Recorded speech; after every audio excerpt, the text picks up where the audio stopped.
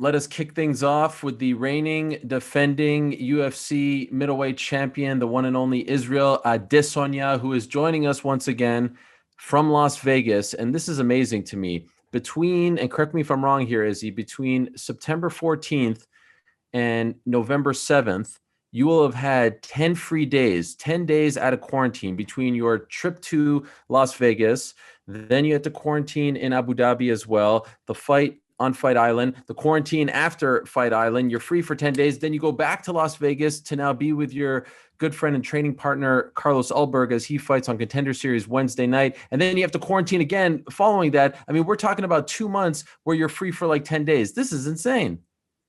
Yeah, I mean, it's perspective, but yeah, he did the same for us. Carlos came over to Abu Dhabi because, he was looking for a fight, but he was helping us out as well. So, I mean, in this world, you can give a lot. I've got some coin now, so I can give some coin to people sometimes to make up for things. But there's certain things you can't get back, because I can always make money back. But time, that's valuable. And even though, no matter where I'm at, even as a champion, I still have to pay my dues to the team and give back. So it's just me giving back to the team with something I can never get back. And like I said, this perspective, I'm happy to be here. And I want to give a shout out as well to Brad Riddell, who has been through the same journey as you. He's also there in Las Vegas. He was on the. He even did it with Volko as well. So Brad's like he's like, don't remind me. Like he's done it with Volko, and he knows the vibes. But yeah, that's what we do. That's what we do for our brothers. Because they do so much for us as well. So we need to give back. And yeah, like I said, it's a privilege to do this because it's perspective. I'm grateful to be here. Like, even though I only had 10 free days out of quarantine or to be able to do whatever I want to do, I'm still just grateful to just be able to do this, because it's, not many people can right now or want to. So yeah, I'm grateful. Mentally though, knowing that after this trip, you'll have to go back into a hotel room for 14 days straight and all that stuff. Like, is that a hard thing to get over? I'd imagine it's not easy. No, not for me. The last one was a bit mad because, we had a nice hotel, in Auckland, but we were only allowed an hour outside a day. So, like, we'd get on the bus and they'd drive us to the wharf, and we'd walk off the bus in a line into this playpen. I don't know if I'm painting a picture for you, but that sounds a lot like yard time. Yeah. So it was a bit weird. But, I mean, if we can have a bit more fruit outside time, I'm sweet. I kind of like being like, I'm not alone, but like I like being away from people at the moment, just to kind of like get some me time, some real quality me time. But the only thing that was just bothering me was just only an hour a day outside. I was like, what the f- we prisoners? But yeah, I mean, apart from that though, I'm straight. I'm probably just gonna get a PS5 by the time I get to Auckland and quarantine. So I'll be jamming that. That'll be fun. And I'll be, enjoying myself. Well, the good news is you'll have some me time, but you'll also have some meme time as well. This means the return of internet, or dare I say interweeb, Izzy is returning, right? I mean, no? I mean, depends on what happens. Depends on how the landscape of things happens. So, yeah. I mean, I'll be last time. I'll be lurking. Don't worry. That was child's play last time. That was child's play. Ruthless is when I really caused some actions. I probably did, but yeah, like not in the public sense. I caused some actions in Albuquerque, but not in the public sense. But yeah, I mean, I'm a nice guy. You know me, Ariel. I just like to chill, go like a few posts. But if someone says something stupid and they think they can get away with it by just talking, well, they got another thing coming. I'm just curious, because we were debating this afterwards, of course. You give us a lot of things to talk about, not only during that time, but in general, because you're one of the biggest stars in the sport. Is there a line? Is all fair and love and fight promotion with you? Or is there a line? Is there a territory? Is there a place that you will not go?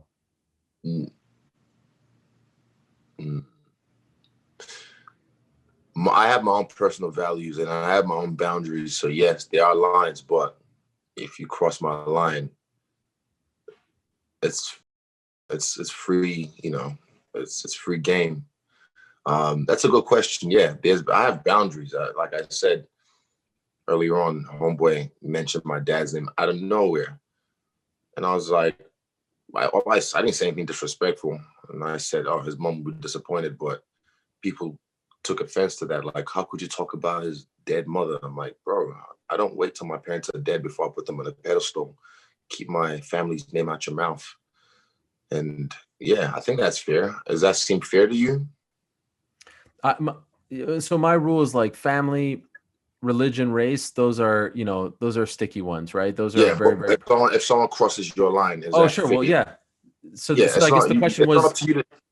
It's not up to someone to dictate what someone else is. If someone comes in and slaps me in the head, and I go in there, elbow him in the face or sock him, I can't be like, oh, I just slapped you in the head, like a random stranger. It's like, it's not up to you to dictate what's okay. You crossed my boundary. I'll f you up.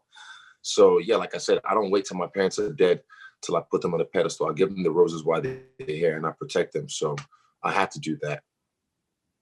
so in your mind, Jon did cross the line. 100%. There's no need to mention anything about my family or my pops or anything, because it wasn't even up for play. It's silly. Like, I don't want to say what I want to say because I'm holding myself back right now, because if I do, then it's going to be clickbait. But there's many things I could mention just to like cross the line even more. But that was a soft blow. That was nothing. That was nothing. Like, I just said, because it's true. I feel, and that's my prerogative. But he started it, so I'll end it. Don't worry, I'll end it. So, Jon, aside for a second, the main reason why I wanted to talk to you today was because over the weekend, and of course you're in Las Vegas, over the weekend, Yeah. Dana White says at the post-fight press conference, a week after saying the Whitaker Adesanya rematch was quote unquote appealing to him, he says, no, I spoke to Izzy. He's very persuasive. We're going to do Izzy versus Jan Blachowicz. He's going to move up to 205. And so let me ask you, when did this idea cross your mind? When did you decide that this was something that you wanted to do? I wish I spoke to you first. I honestly wish I spoke to you first. It would have been better. But I ended up speaking with a few other outlets because they were accessible. But I think that, I yeah, appreciate next time that. get to me first. Nah, actually, it's easier, But besides the point, I'll talk to you off air. When did I decide this? Maybe during fight week.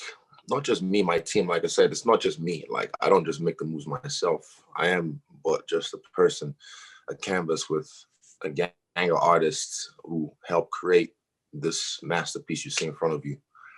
And they have families. They have, some of them have jobs. They have obligations. Even one of my trainers, Twister, 2 spinal surgeries. And, I'm glad he's feeling better. So I can't just decide what I want to do. I have to check with my team first. So we decided around fight week. And yeah, I was really going for the Cannonier fight. And I was getting, but this would make more sense. I was like, we'll see. Like, it wasn't really something I was hungry for. I was looking forward to that Cannonier fight just because I thought it would be epic.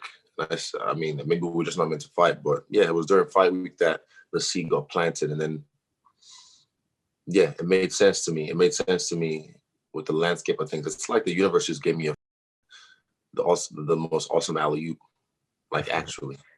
Yeah. And when you say fight week, do you mean your fight week against Costa? Yeah. So obviously Jan was on that card. Did you have any interactions with him? Did you see him? Yeah.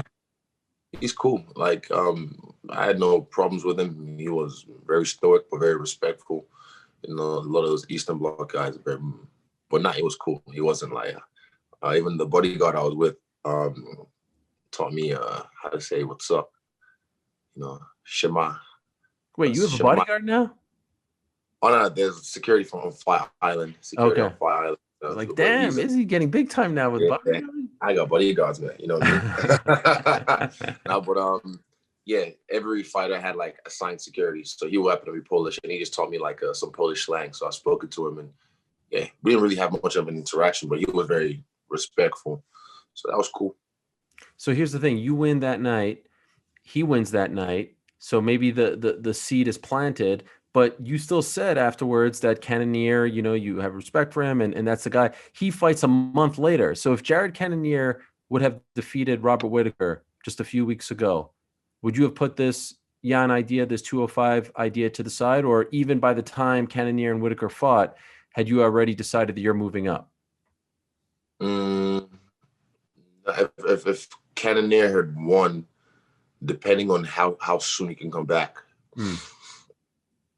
Yeah, depends on him how soon he could have come back from injuries or whatever. Because I came out clean, so I wanted to fight again this year, but I can't hog on the spotlight. I have to have let my team get theirs as well. But yeah, if Jared had won, and depending on how quick he would have made a comeback, if it was fresh, then we could have done it this year. It would have been dope. Because I'm fresh. I'm still fit. My understanding was there was even some talk of doing you versus Jan in December once Kamaru Usman had to pull out of his fight, but Jan is having. Wait, was there talks of that? I heard that there was some whispers, yes, behind the scenes. They had looked. Who'd you hear that from? Who'd you hear that from? See, how many times I got to tell you? Can't tell you the sources. The nose knows. But Jan is having his first child, so December doesn't work. But my understanding is March works for him. But you want to come back, I believe, in February. Are you willing to wait March, April? Nothing's said and done yet. It's all hearsay in it. But yeah, I mean, I'm a very persuasive guy.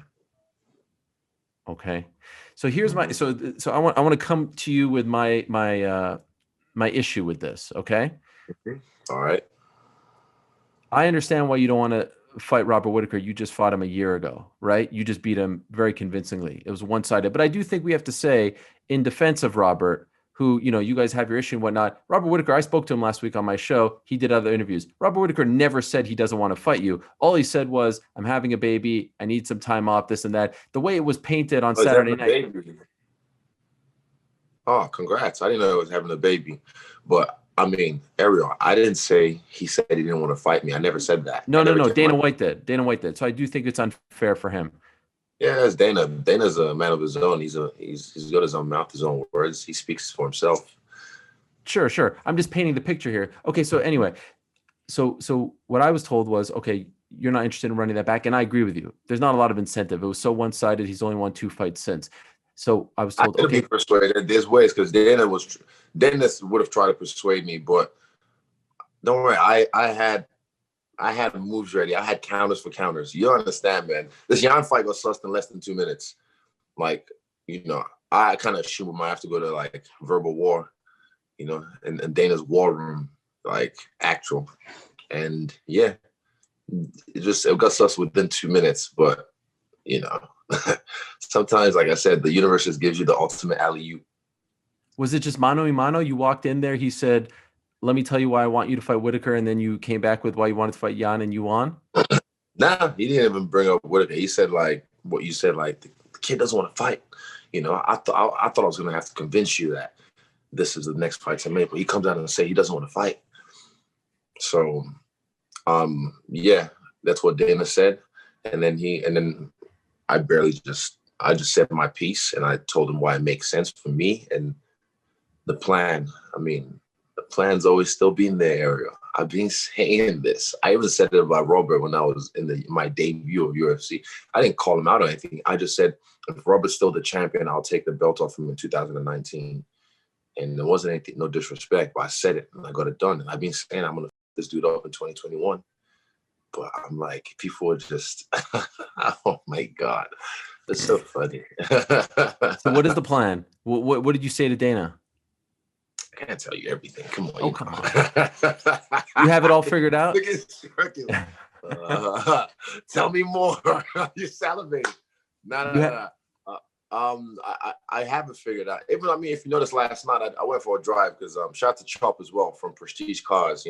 Chop's the guy that sells me with all his cars, and he actually, every time I come to Vegas, the last three times, he's always looking out for me and just hooking me up with a sweet ride. So I'm out here. I got a ride yesterday. I don't know why I did it so late because it's so easy, and I was just up. And I couldn't sleep, so I just went for a ride. Hung around the Allegiance Stadium, if you will, and I just I took it in for a bit. I studied the landscape. There's levels to this, Ariel. There's levels to this. So, yeah, the plan's always been the plan, and it's just crazy. And that idea, even the Allegiant Stadium, happened July last year when I was sitting in my hotel, I think at the Wynn, and I was overlooking the was it the Wynn? I can't remember. It doesn't matter. And I was overlooking the view, and I saw it, and I was just like, there, that's where it has to be. And like I said, the universe just laid it up for me. Alley-oop, ooh, I'm about to dunk this like Shaq in the old days. Break the rim, break the backboard, everything. So would it be fair to say that the plan somewhat resembles fighting for the 205 belt February, March or so, and then coming back in the summer and fighting Jon as you predicted? That's still the plan, right?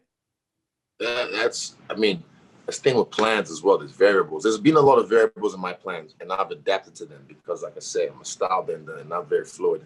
I'm very adaptable to the situations that life present me. So, but that's a rough idea. I mean, I'm still focused on Jan right now. That's the guy I'm focused on. But I like having goals, lofty goals, unattainable goals. I'm not even supposed to be here, Ariel. I'm not even supposed to be here, but here I am. Now, he says he's moving up to heavyweight. What makes you think that he even entertains the fight at that point? If you come up and get his old belt and he's saying, no, I'm going to wait for, or at that point, the Stipe Francis fight has already happened, then what makes you think that the plan comes together? His ego, his insecurity and his ego. Trust me, I know this guy. I know this guy. It'll happen. There's no way that fight's not going to happen. There's no way. And oh yeah, that's right. You in DC as well, saying like, oh,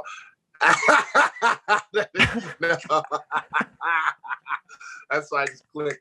Exactly. I was going to tell it to you right now. Okay. I was going to say face to face. I was going to tell it to you right. I was about to lay it out for you. I think here, sure, I'll say that's really convenient. Well, no, not really face to face, screen to screen.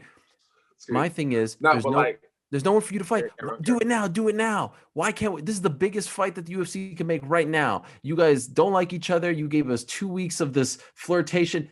I'll say to you what I said to DC. I want the fight now. Yeah, that's the thing. Be patient. A lot of people lose in life because they don't have patience. They want things now. I think Gary Vee, shout out to Gary Vee. There's a quote I snapshot on his Instagram. A lot of people lose in life, in business, because they want it now. Let it simmer. Patience. Don't worry. Just have faith in me. Trust me. I'm gonna give you what you want. Just calm down. Yeah, like that. I like that quote. I love that, and it makes sense in life. People just, I want it now. Give it now. It's like, nah. Just stick with me. I'll show you how it is. In your mind, does this fight happen at light heavyweight or heavyweight? Doesn't matter. Like I said, I wish I talked to you first. I said it on the other show, but what did I say? Andrew Schultz kind of put a seed in my head as well. Like, what if Jones gets the heavyweight belt? I mean, there's a lot of things that can happen. You might see for the first time in history a three-peat, someone who's holding all three belts from light heavyweight, and middleweight at the same time. And that was just a seed that just go. I was like, I like that idea. But I mean, it's not up for me to say. The fight's going to happen anyway. Do you think Jon Jones will lose his next fight? Is he even got a fight scheduled? No, but whenever he fights. I'm about to do what he hasn't done in over 10 years, which is jump up and weight. I didn't go recycle all my old opponents and scrap them or find new lower tier guys to fight. I just said, I'm going to go up. So I'm going to do what he hasn't done in over 10 years. I'm going to do it in just under 3 years.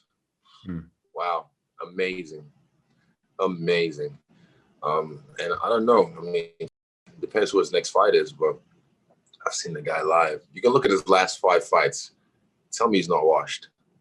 Well, so that's my question. Do you believe that if he loses his next fight, then the fight against you has less interest? Not to me. No. You don't think it loses luster? For the appeal of the fans, maybe, but then I'm the light heavyweight champ. And the story is like, right, he went up to heavyweight. He's coming back down to light heavyweight to claim back what's his. And there's this troll who's been with him for the last year and a half, telling him he ain't shit after he started it. And then, yeah. So it doesn't lose much luster for me. Like I stick to my guns. I have work to do, and I'm going to get my work done. So it won't lose luster for me. It'll just be a nice story of a falling king trying to come back and reclaim his throne. By the way, new dog in the yard came in and then pissed all over the place. Is the motivation to get 2 belts, or is it to just piss him off and to troll him? To say, hey, look, I got the... Troll him. I don't even care about the middleweight belt, bro. How many times have I told you I don't even care about the belt? It's just a fancy yard. Right. That's just more money, more notoriety. I can't say champ, so I'm saying champ squared. But trademark, TM that.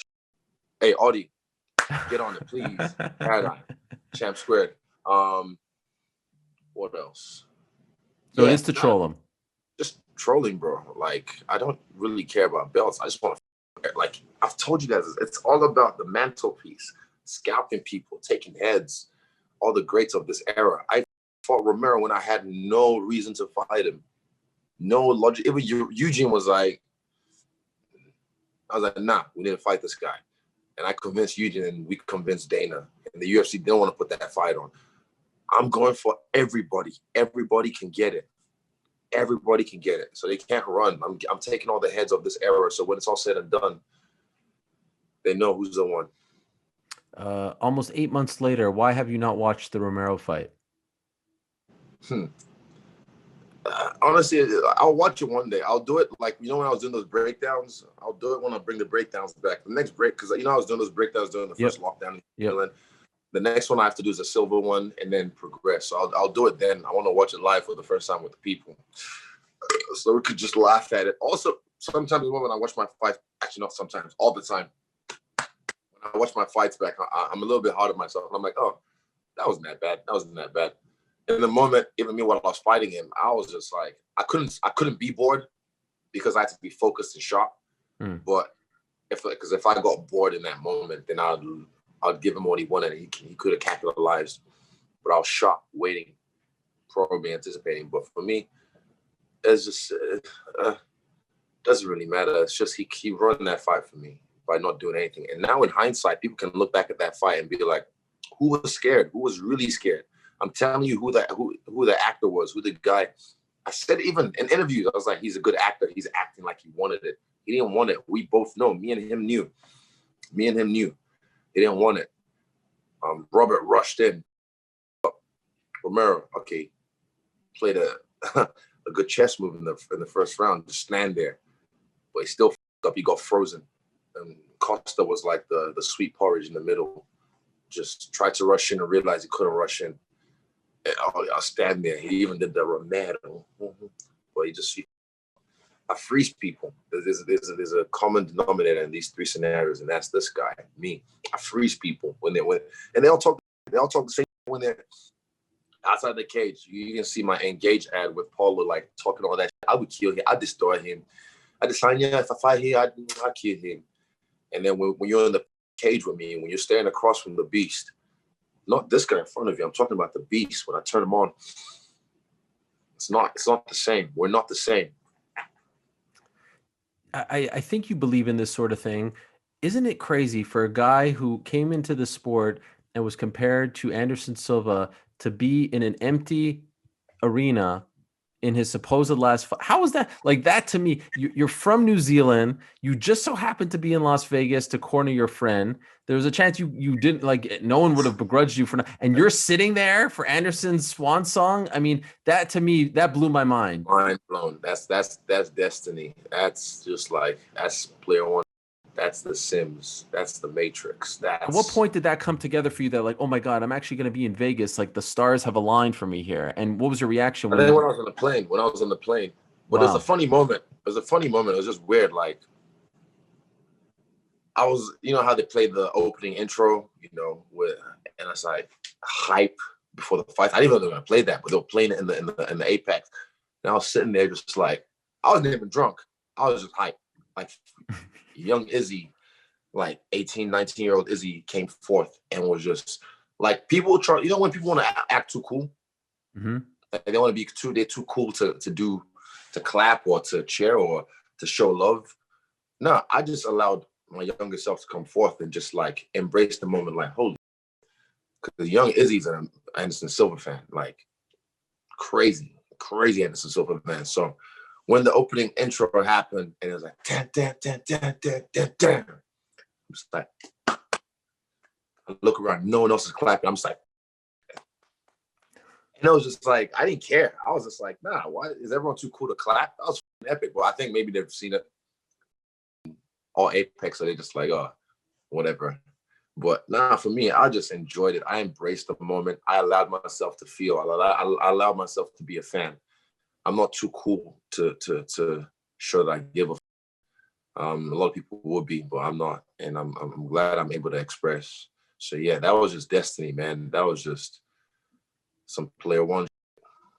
How do you digest a moment like that? Because right now you are so far removed from moments like that. You are invincible. You are undefeated. The idea, okay, you may disagree, but the idea of you getting beat up like that is so far away from reality at this moment. I know it could change in a second. And that was Anderson 8 years ago, right? When he was doing things to Vitor Belfort and to Stephan Bonner and all those guys, right? And so when you walk away, like at some point, you either walk away like Khabib, or the majority of the people walk away, as Chael likes to say, on your back out on a stretcher. When you say, like, does that bring you back down to earth? Does that remind you how fleeting this whole career is? How do you digest a moment like that? Seeing a guy you looked up to.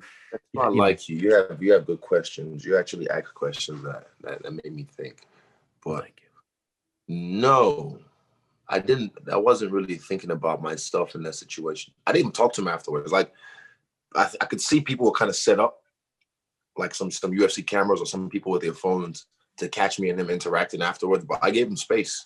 That's some clout trap. You know what I mean? If I, after he just, finished a fight and he's walking out with his sons and I walk up to say something to him, I don't know. That would just feel disingenuous. I feel like, see, that's like if I'm with my family having dinner and someone walks up and, oh, can I have a photo? Can I have a photo?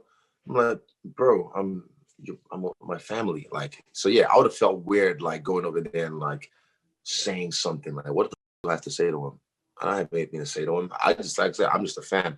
And that's how I treat people that I admire. I don't rock up to them and up their moments. I just enjoy them and I bird watch or spider watch. I spider watch them. So yeah.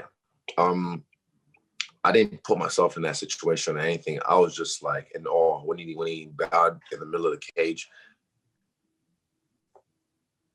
I knew the feeling because I just did it in my last fight. After the fight was over and everything, people were cleaning up.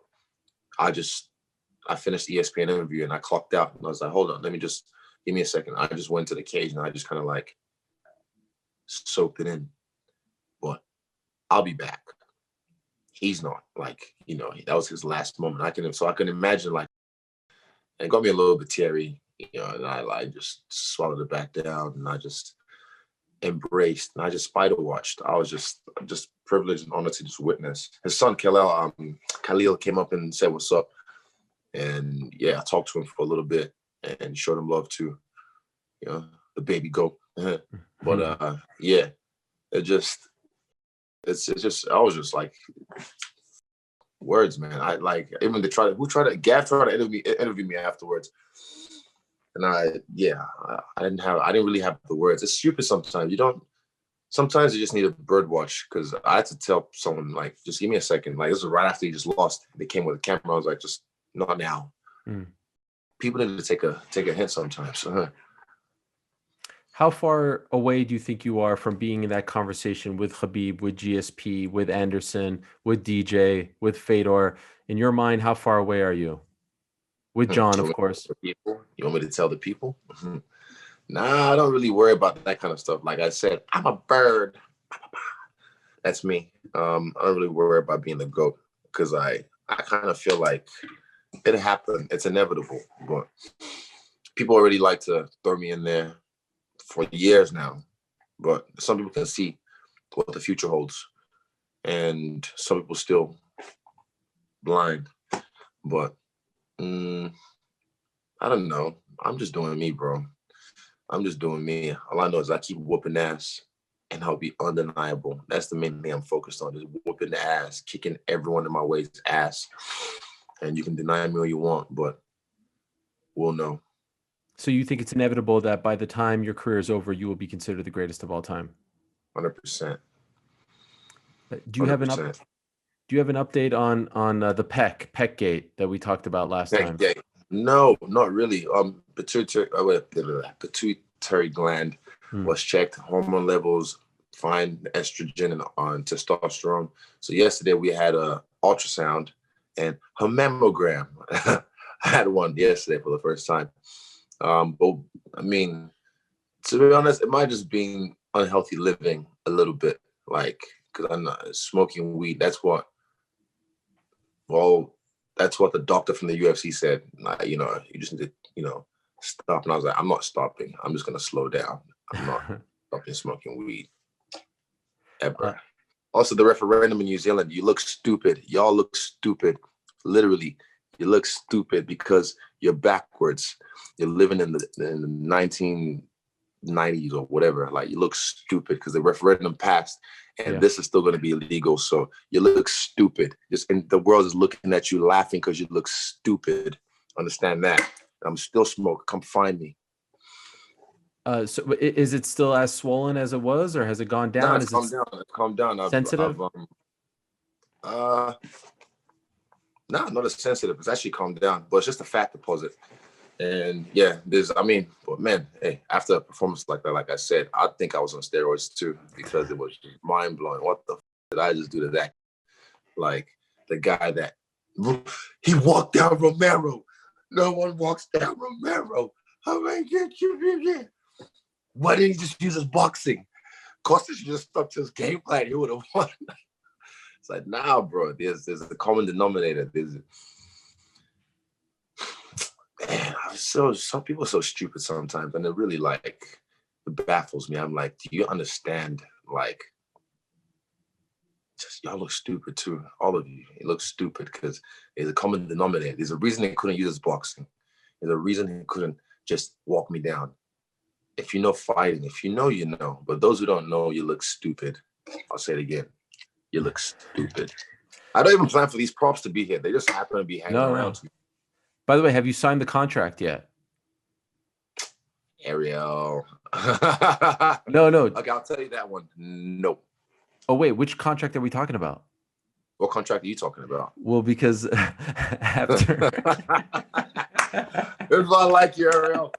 Let's go. Listen, after the Costa fight, he kept saying, sign the contract to you. And I was like, what contract? There is no contract. What are you talking about? Who said that? Paulo Costa kept saying, Izzy, sign the contract. Bro. Jon Jones was saying that. Sign the contract. It's like, do you guys know how contracts work? Yeah. It's like, you need to sign the contract. I really focus for the revenge. But wait a second. Which contract are you talking about? The Jan fight. The Jan fight. What? Huh? We got to pay. Listen, we got to pay. I don't know what Tim and Adi are doing, but we're moving up to 205. That costs money. All right. We need some extra pay-per-view points on top of the other pay-per-view points. Hey, I'm looked after. I'm telling you, I got the team. You see my clip with 50 Cent when he talk about the lawyers stronger than linebackers, man. I got the crew. Like, don't worry. Paradigm GP. We're on it. We'll make like this. Even like Khabib's dad, honestly, like you look at sports and so many fathers have played heavy roles in a lot of these great athletes' lives, on the field, in the game. Like Khabib, rest in peace to his father. Like, he played a big role in his life with training him how to fight and teaching him the game in this game. Mine watches my back when it comes to this. He's the hawk, the eagle that just soars and sees everything. He's like, yeah, I'm set. I'm not set yet. Like, I want to be set, but I'm set. Like, I've been rich. I've been broke. Rich again, broke. I've learned my lesson. I've done some dumb outside the UFC. Coming back from China with all this money, I lose it. I make some more money, and I get by the Chinese company I was working for, and I just lose money, and I became rich again. I ain't never going back to being broke, but still I stay broke and I stay woke. That's Engage, shout out to Engage. Go there, buy my t-shirts, all of them, even the Stay Woke, Stay Broke t-shirt. Like, yeah, there's methods to my madness, and I'm glad I have someone who is ultimately going to give a fuck about me and wants nothing in return. Literally wants nothing in return than to see his son do good. So yeah, and he's not on the field, but off the field, he's definitely putting me on some game. Just a couple other things, and I'll let you go. Do you think you leave Las Vegas with a deal in place to fight Jan? Oh, I was talking about deal for Carlos Alberg. Yeah, we leave with a UFC contract. Yep, that's right. I'm telling you, my man's on, bro. My man's just like sharp. He hasn't, like, even him, like he didn't come to the silver fight because he wanted, like, we was all supposed to go, just something to experience, and he could have experienced that as well. But I like the fact that he didn't. He chose himself not to come because he doesn't want to seem like he's on my coattails. He wants to create his own legacy, and I respect that so much. And that's thinking. He's thinking ahead already. He's thinking for himself. Excuse me, because he's being introduced to the UFC now. Jeff and Brad already, they established, so we all went. But I like the fact that he's being introduced, and he doesn't want to be introduced as just Izzy's teammate. He wants to be introduced as Carlos Alberg, the Black Jag. And I can't wait, man. You guys are going to see, I should say less, man, because it's a problem. Like, it's a problem having to deal with that guy, especially when he's on. It's a real problem because I have to deal with him, and I'm the world champ. And yeah, like, we give each other problems, but I'm telling you, when he gives me problems, he gives me problems. And he's not always going hard, but I'm just like, when he goes, no one wants to hold pads for him. Like, no one wants to, but everyone, when you have to hold pads for him, like, it's like, oh, your forearms are dead, especially from those kicks. Your forearms will not be, like, you look at his legs, he's Samoan, half Maori. He's a specimen. Trust me. If he was living or born here, he'd be playing, like, Division I or whatever, I don't know, football, the highest of the highest. Is he like Australia's Next Top Model or something? Put it this way. They used to call him Ladies Night for a reason. And night, like, with the KNIGHT. Like, yeah. Right. Okay, I got you. Yeah, Ladies Night. Right. Yeah. I got the plain word. He I don't know. He's done a lot off the field, off fighting. And you'd think, looking at him, like, oh, this guy's pretty boy can't fight. But he will up. Holy, he'll f you up. You didn't answer the question though. Go back around to the thing. Go back around. Give me that. What? Yeah, you give me the nice little parry there. Boom, boom. Is that parry? Don't do that. You gotta move the hand. You can't do that. Helwani boxing, back at it. That's right, baby. That's right. Back at it again. Come on. Shoulder roll. What do you know about it? Yeah, there we go. Well, y'all must have forgot. But really, you didn't answer. Next question. We'll see. Okay. We'll see. Things happen real fast with the UFC, so we'll see. You saw how I told you this fight got set in 2 minutes with me and Dana alone in his office. And yeah, we'll see. But you can say with certainty you believe your next fight will be for the 205-pound belt against Jan Blachowicz. 100%. That's the next fight. Does this mean your days of fighting at 185 are over? No. You're going to go down? People, I said this, people are so stupid sometimes. Like, the game, to go up to 205, I don't have to put on any weight. I walk around, I fluctuate between that, 205 region or whatever. And people are like, you're going to have to take time to put on weight to 205. No, I wasn't taking time, like you and DC said, to put on weight to go to 205. No, or to get adjusted to the weight class. No, I'm taking time because I said I want to do my work at 185. I want to make sure I don't think I clean out the division, but like I said, this alley-oop is too good not to miss up. So I'm taking it. But I'm definitely going to come back to 185 and it up. But yeah, like, for me, it's not like I need to go do what Homeboy's doing. he doesn't have to do it. He doesn't know, but he doesn't have to put it in. He has to go up to heavyweight. But he's playing the game his own way, his own artistry, which is respect to him, respectfully. But yeah, I don't think you have to do all that. Like it's doing yourself a disservice. Are you going up because Jan is an easy fight? Is this like GSP Bisping? That's what people are suggesting, right? And I asked Jan about this. Hey, this is what it was. This is what everyone says. Hey, I'm the biggest GSP guy, but everyone says GSP only went up and got that belt because Bisping, was at the tail end of his run and he was, a fight that he could win. But I think there's a thought process that Jan is a beatable champion right now. I can beat everyone up at 205. Every one of them. Every one of them. FTC was still fighting. I whip his ass too. No. Like I can beat anyone at 205. It's not that it was an easy fight or whatever, but I just had to do my work, and I already set my timeline. So I was like, right, let me honor that timeline, and here we are. It doesn't look like I'm about to do exactly what I said I was going to do. It looks like it. So stay tuned, and we'll see how far. Yeah, don't worry, we'll see. You'll see. Okay. And by the way, did you feel it was suggested after your fight that, all that stuff with Conor and the tweets and all that he was stealing the spotlight from you? That was put up. Did you hear those comments? No.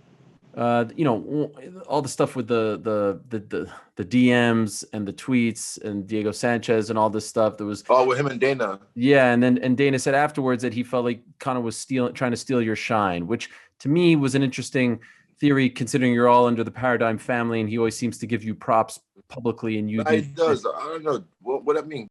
I kind of have the same effect now that I can't even tweet reckless because anything I do just becomes headline on ESPN. I don't know. I haven't thought about it. Like Conor was saying anything that it becomes headline. You weren't bothered.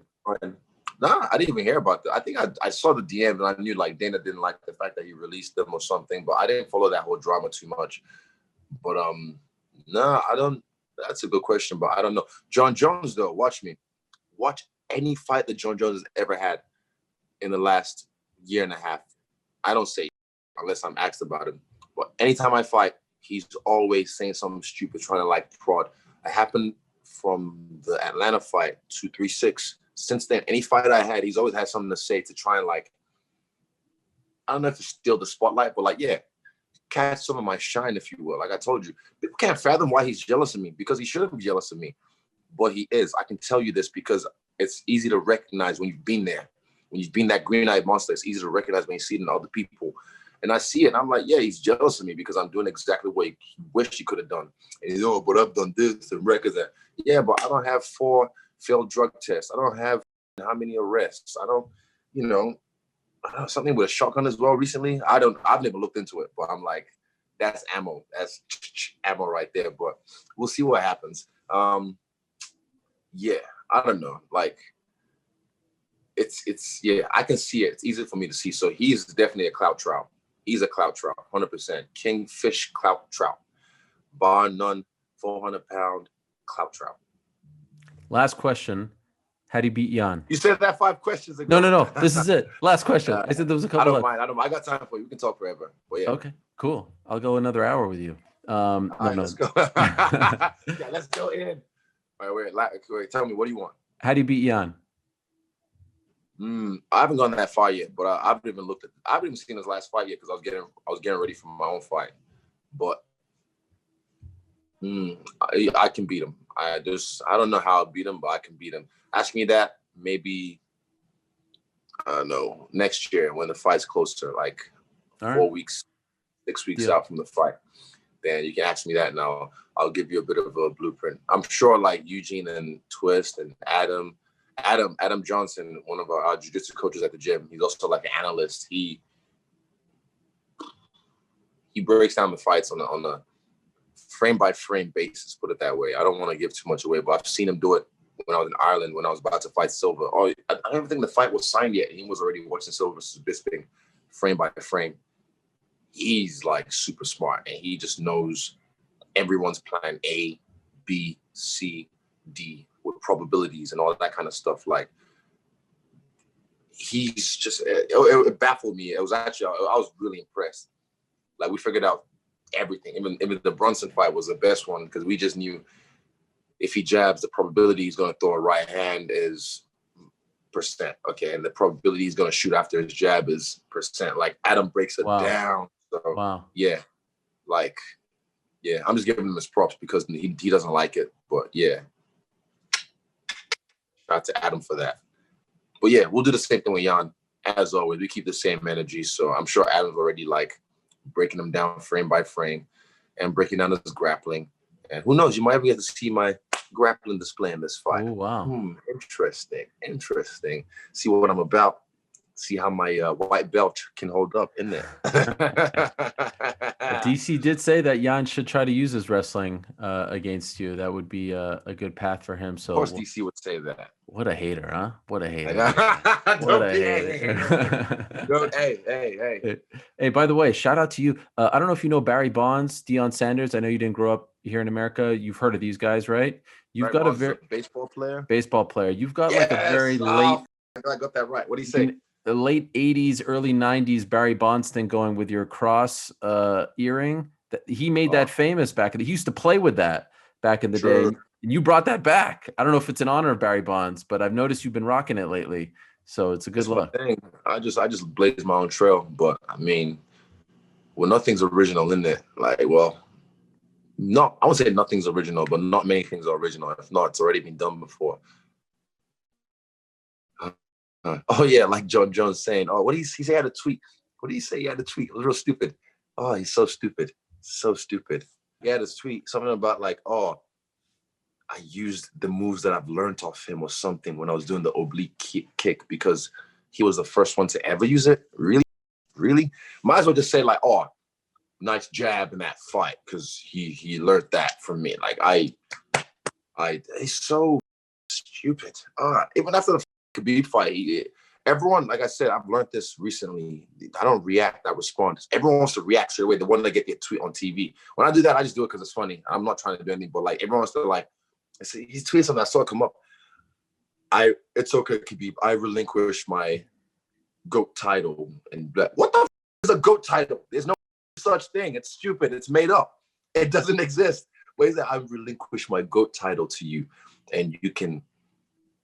And then, like, when he sobered up or whatever, oh, hey, guys, no, actually, I'm the GOAT. No, I've worked hard.